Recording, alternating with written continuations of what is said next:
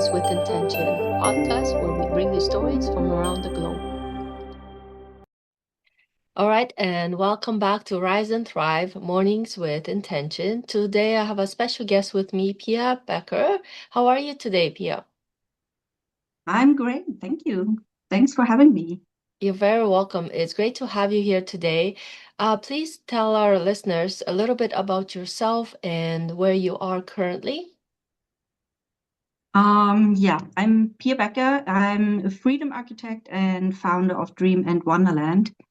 Wonderland with an A, like Wanderlust, not like Wonderland, Alice in Wonderland or something.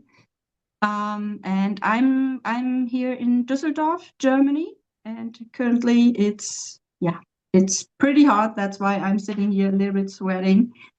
And yeah, I love to be here. So thank you again. Oh, you're very welcome. So yeah, currently it is very hot in Europe, and yeah, I also have lots of family. We're actually neighbors from I used to live in Poland, so we're actually neighbors. So we moved to Canada many years ago and stayed here, and it's been a journey, of course, like for most of us. So so nice to meet you finally. So your title is actually Freedom Architect. What Mhm. does that mean really to you, and how did that become your life's mission? I'd love to hear more about that, please. Yeah, it's a long journey, but it all started with me finally saying yes to my dreams and following them and turn them into reality. And over the time, it evolved into something that I'm really passionate about, like helping other people as well, find connecting with their dreams and make them happen. And eventually, it turned out it's not only about those dreams and desires anymore. It's really about designing a life that it's meant for you in a certain way and that you really love and love to live, and not only waking up doing random things just because everyone else expecting that from you. And Mm-hmm. it's really about creating, designing, architecting a free life eventually. Awesome. That's beautiful. Sounds wonderful, actually.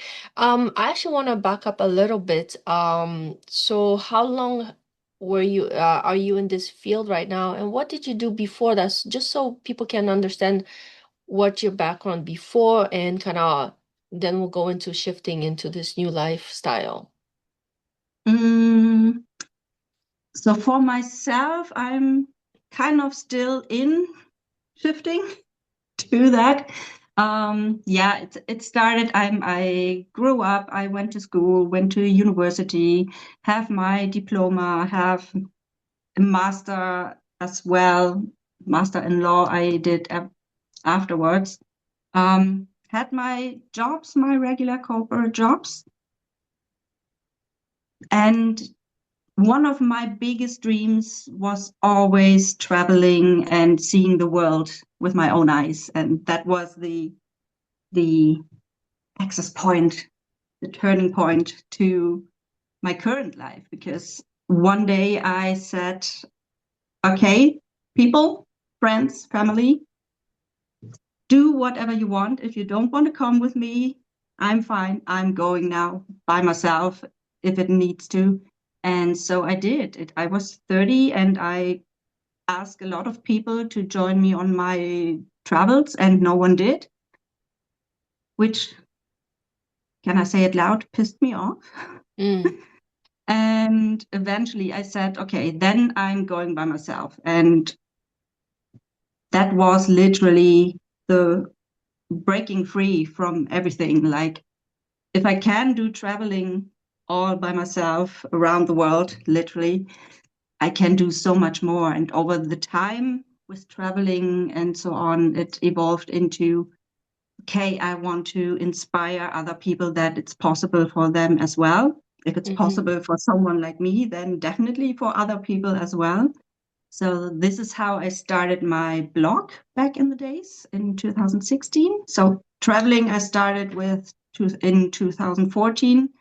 Then 2 years later, I started my blog, turned into a little travel blog, and like 2 years now, it turns back to the original intention again, inspiring people to follow their dreams and make them happen. And this again evolved into this build a free life, freedom architect adventure now. And yeah, so I love this that. is Yeah, very the nice. So where story. did you go first on your travels? Because you speak my Um, language right now. Travel is my baby too.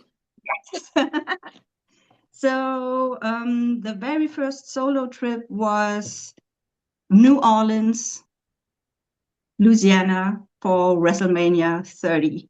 So, little fun Wow. fact about myself, I'm a wrestling fan and I wanted to go to another WrestleMania. A couple of years ago, I went with friends, but and I asked them all the time, do we want to go again? And they always said no. But I wanted so badly. And then WrestleMania 30, I thought I was 30 at that time. It's a nice coincidence. And so I decided to go there. And Mm-hmm. it happened to be in Louisiana, in New Orleans. And yeah, first journey, it's not only for the weekend. I realized when I'm going alone, I can really do whatever I want. And so I turned that into a 2.5 weeks vacation road trip through Louisiana, Florida, and a relaxing week on the Bahamas. Oh, wow. So That sounds amazing.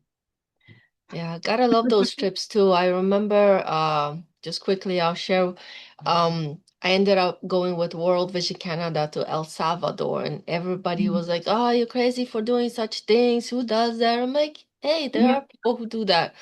And because I was in El Salvador, I decided to do a crossing over to after, of course, the World Vision 2 week trip there, setting up homes and everything and helping out in villages.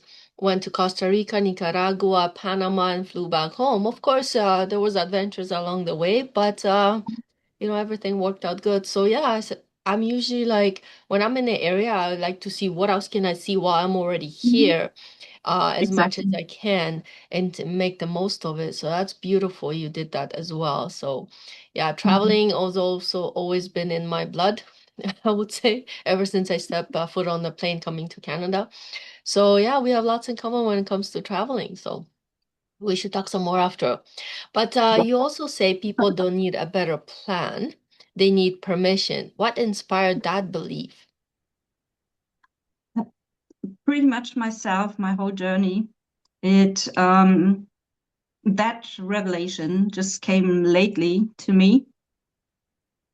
When it was on one of my recent travels, and I sit there at the beach, reminding myself of the past, of my past travels, my past adventures, experience that I had. And I came back to exactly that point where I asked my friends if they want to join me. I asked them for 3 years. And in the end, when they said no, it was a no for me as well, that I don't go.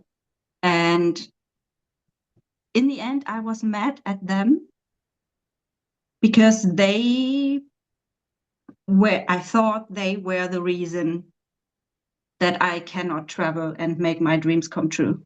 And in that moment, it hit me. It was not them who stopped me from traveling, it was myself. Because I could have already made that decision to go alone 3 years ago when they said no the first time. But no, I waited for them to join me. I waited for them, maybe even make the suggestion to go alone, to give me the approval to do what I want. It happens completely unconscious back in the days, but now, or yeah, a couple of months ago, it really it was like an eye opener, and suddenly everything made sense. The conversations I had with other people, it's it always comes back to the one point where the next step they need to do is giving themselves permission to not only want what they want, but also do and follow what they want.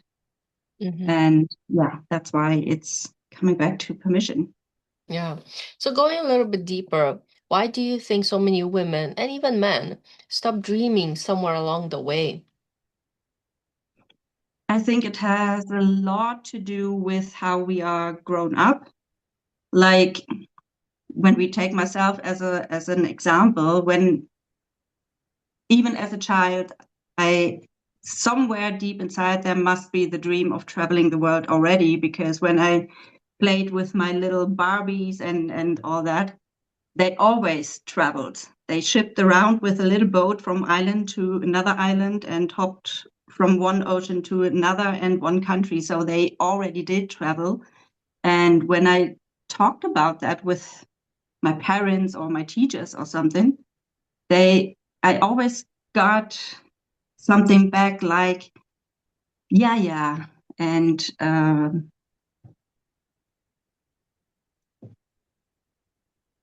yeah, I mean, I grew up in GDR, so for us, traveling was not that easy, anyways.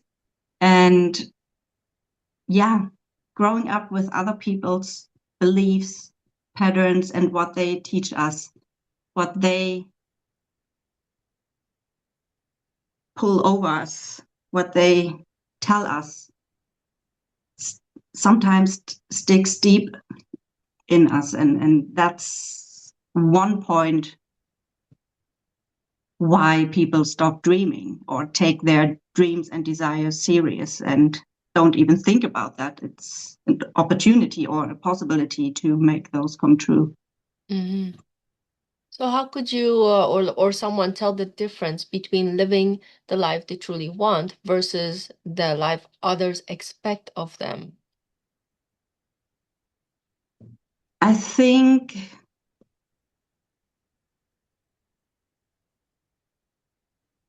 if you really listen to yourself and stop listen to the noise outside, then you will realize that there is a tiny little voice that tells you there's more than this.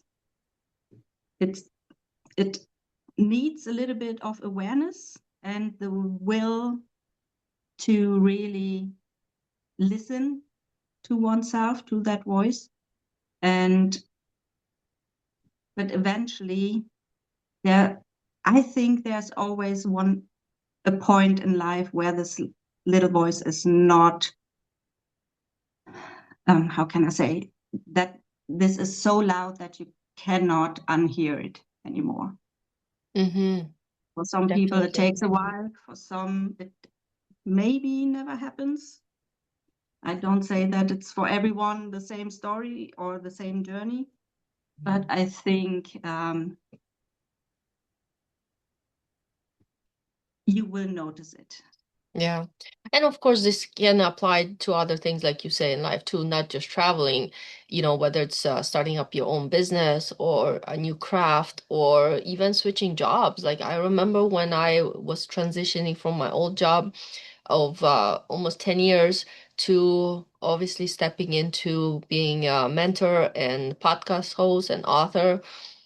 It can definitely, part of you will start pulling you, the other part wants to go this way, and you kind of like torn apart.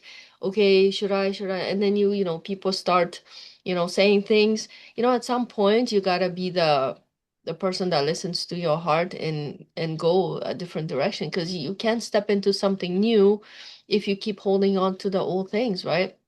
At some point you gotta be that bigger vision and go with it. So can apply to so many things in life, not just traveling, but traveling, of course, is beautiful. So I've been to over 50 countries so far, and I definitely want to keep going.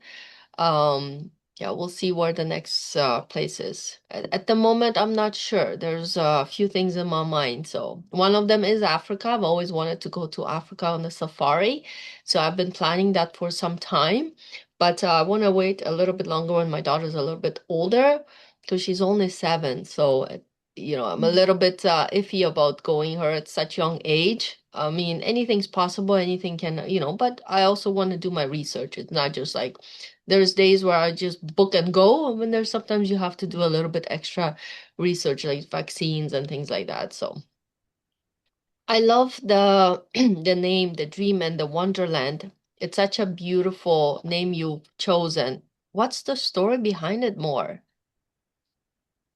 Mm, so dream, I think, is obvious. It's about your Yeah. dreams and desires. And Wonderland, yes, it comes a little bit from Wonderland, like Alice in Wonderland and stuff like that. But I connect it a little bit more to the word Wanderlust. Like back in the days when it was still a travel blog only, it made sense because of Wanderlust, going and wander and so on. Hmm.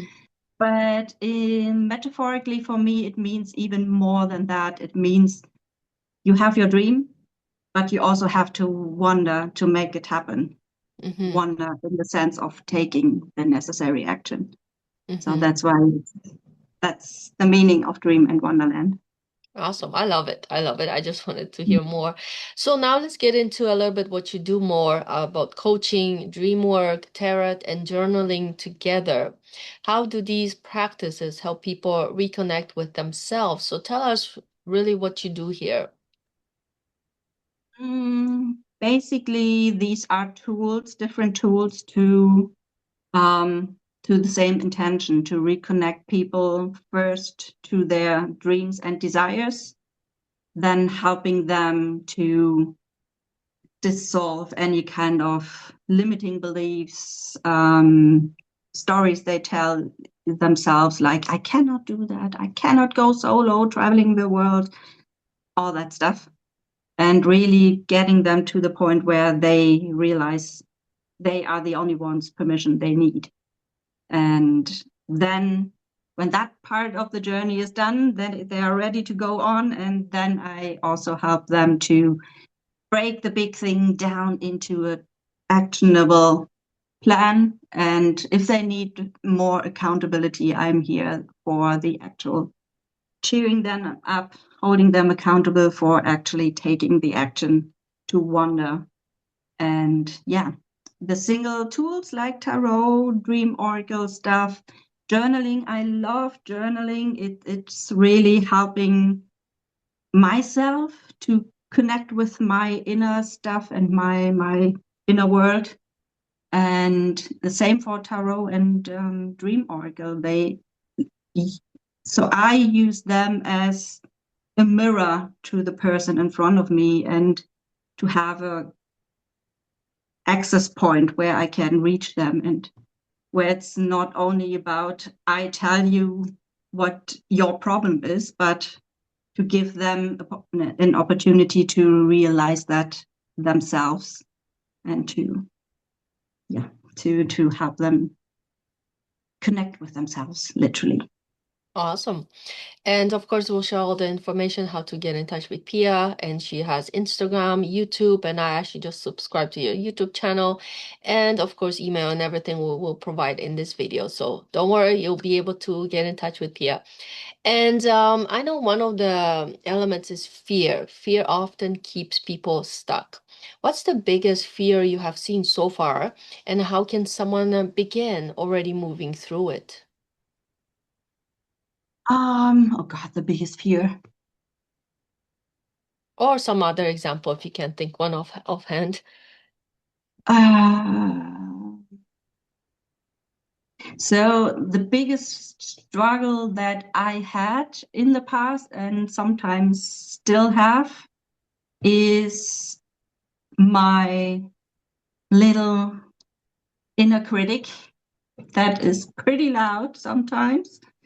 And it, for a long, long time, it told me that my life is a complete failure, that I'm a failure, that I don't know enough, cannot do enough. I'm all that stuff, right? That pretty, I believe a lot of people have similar thoughts or voices in their head all the time. And the issue with that is that not only it keeps me busy with my thoughts, and it's a constant fight with listening to that kind of sorts, and to see what I have already created in my life. And yeah, that is or was my biggest struggle. And the way that I deal with it is to literally focus on the things that I have created, my wins, my successes, my milestones that I have achieved, my past travels belongs there as well, because that is something uh, that was one thing why I waited so long with my first solo trip, because that voice told me all the time that I cannot go all by myself. I need my friends to join me to handle all the things, to speak in English, for example. My English back in the days was not that well as it is today. Things like that. And those beliefs or those voices hold people back with following their dreams Hmm. often.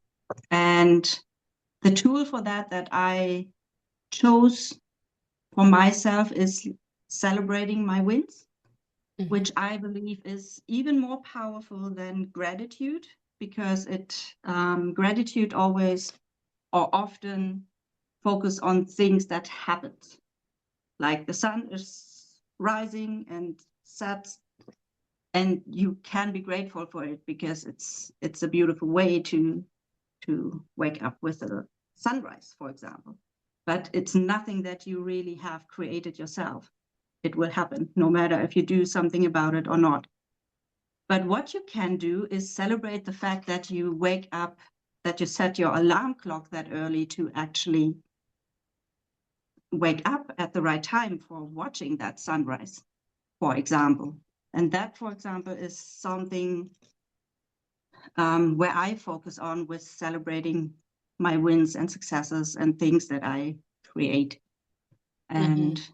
yeah, that's the tool Yeah.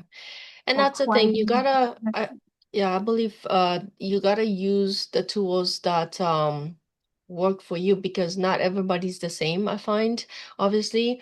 And the one thing I wanna do say that I had a student, I still do, and for him, gratitude worked a little bit more than the other thing, because he was very poor. So it was hard for him to find things to be grateful for from like for having. So in his mind, he had the only thing he had is his life. Like he was almost homeless and everything. His life has turned around quite a bit since then. But the thing is, like for him, it was the gratitude that really pulled him through.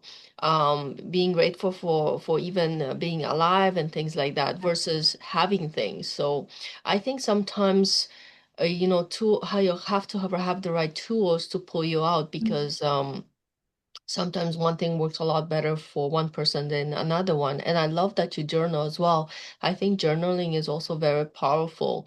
And there's so many tools out there, from journaling to, feeling gratitude to, I actually have my own journal that I use, gratitude journal, and meditations and things like that. I think there are so many powerful tools. It's just really using the one that aligns with us and what we're trying to Yeah. achieve, and just moving through that. So I think it's really beautiful what you do.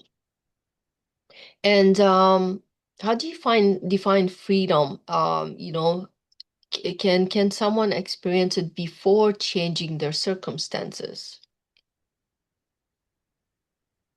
I think yes. So I talked about that a lot with my guests on my podcast. And at some point we all have agreed with that freedom, no matter how each person defined it for themselves, um, is a mixture of outer circumstances, like having enough money, having an apartment where you can live in, but also with the mindset or the feeling that you have within yourself. Like dealing with my inner critic, for example, is one piece of the puzzle for my freedom, because I'm now free from that voice, or I don't live according to that voice anymore. That little inner critic is not in the driver's seat of my life anymore, and that makes already a piece of that freedom. But at the same time, it needs also, at least in my personal case, a little bit more financial freedom, a little bit more location freedom. In both, when I have enough financials, I can choose to stay here or travel 365 days per year, or stay, yeah, stay in one place and live there. So eventually having the choice and seeing these choices starts also within, Hmm. with changing your perspectives, your way of thinking, the way you receive, the way how grateful you are, how much you focus on the things you create, things like that, that all comes together to a certain inner freedom, and that will sooner or later will reflect in the outer world as well. So Hmm. that's kind of my definition of freedom. Yeah, I love that. Yeah, and I love that question. I've heard it before. What does freedom mean to you? So it's yeah, sometimes you just have to sit down and ask the right questions and do some journaling, what it really looks like for you as an individual, you know. So what's one small but powerful action someone can take today if they feel disconnected from their purpose?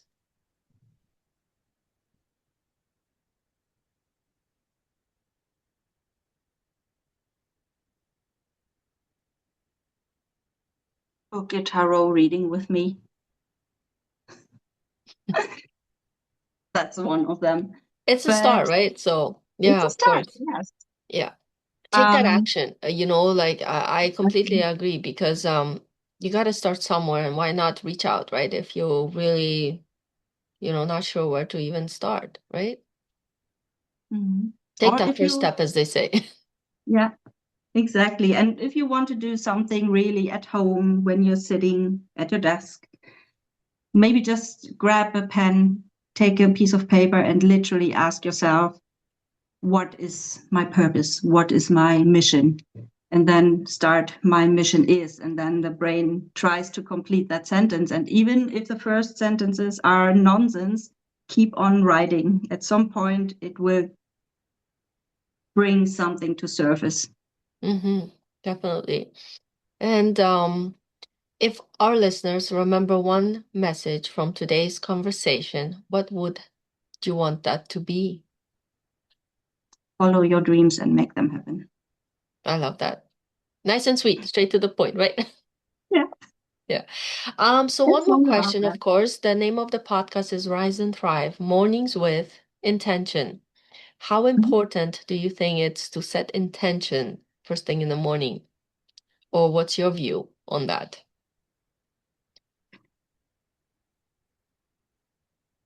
I love that question. I experimenting currently with my way of starting the morning. I do have my morning ritual, and I'm doing it now for we now have August, it's maybe 8 months. And part of that is to also set an intention for the day. And sometimes it's not easy to find the right intention, but I feel that it really helps me to stay on track, I would say.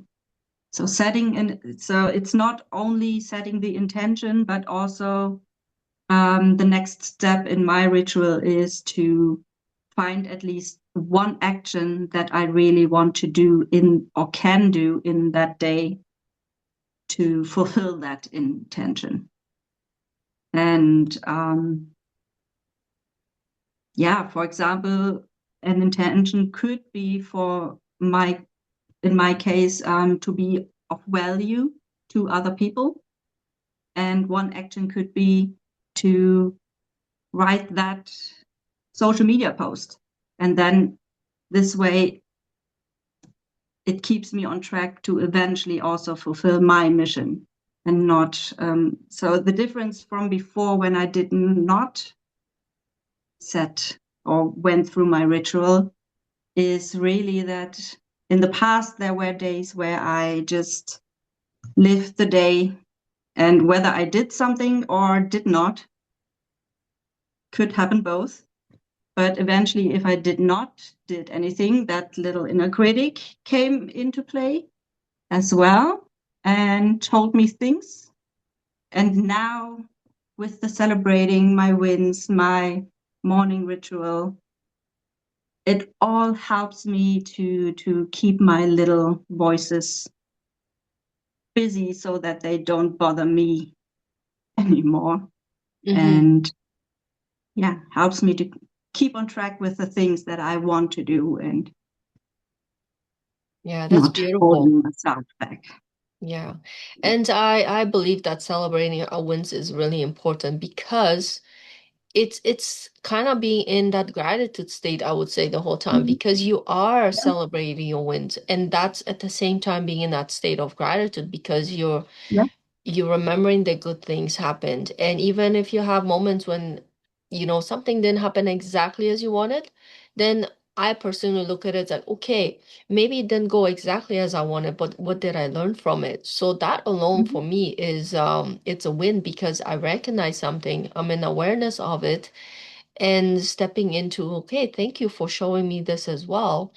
And that's why I tie it all to uh, you know, passion, gratitude, freedom to have that time to sit down and actually think about it. So I think it's really powerful and important to do that. And, for people who are listening and maybe haven't done that, sit down and do it even for a week and see how your life changes. I mean, you might not have, major things happen, or you could. You never know. It's how much you put into it, how much intention and feeling you put into it. You never will know where it's gonna take you. So I think it's important to do that. So thank you so much for sharing today, Pia. And so nice to meet you. And I love to talk to you more about travels off after.